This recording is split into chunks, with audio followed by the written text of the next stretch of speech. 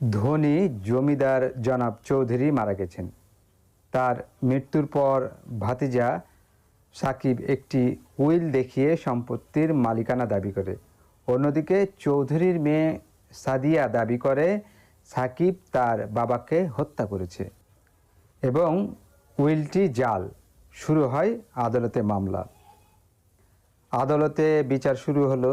সাদিয়া তার বাড়ির দারোয়ান করিমকে সাক্ষী হিসাবে হাজির করল। সাদিয়ার আইনজীবী করিমকে জিজ্ঞাসা করলেন, ঘটনার রাতে আপনি কি দেখেছিলেন? করিম উত্তর দিল যথারীতি।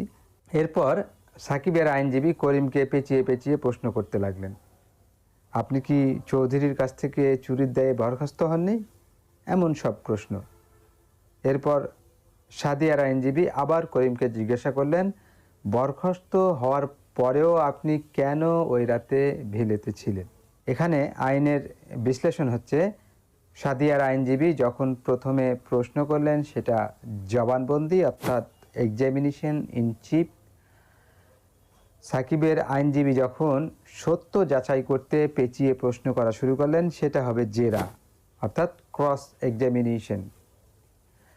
আর এর পরে যখন সাদিয়ার আইনজীবী যখন আবার অস্পষ্টতা দূর করতে পুনরায় প্রশ্ন করলেন সেটা হবে পুনঃ জবানবন্দি অর্থাৎ রি এক্সামিনেশন। এটি 137 ধারার। বিচারক দেখলেন যে আইনজীবীরা আসল কথা বের করতে পারছেন না, তখন তিনি নিজেই দারোয়ান করিমকে প্রশ্ন করলেন। এটি হচ্ছে বিচারকের অনুসন্ধানী ভূমিকা, যা 165 ধারার ক্ষমতা বলে সেই প্রশ্ন করতে পারে। এই হচ্ছে জবানবন্দি, পুনঃজবানবন্দি এবং জেরার সম্পর্কে একটু গল্প করে বিশ্লেষণ করা। আশা করছি সবাই বিষয়টি পরিষ্কারভাবে বুঝতে পেরেছে। ধন্যবাদ সকলকে।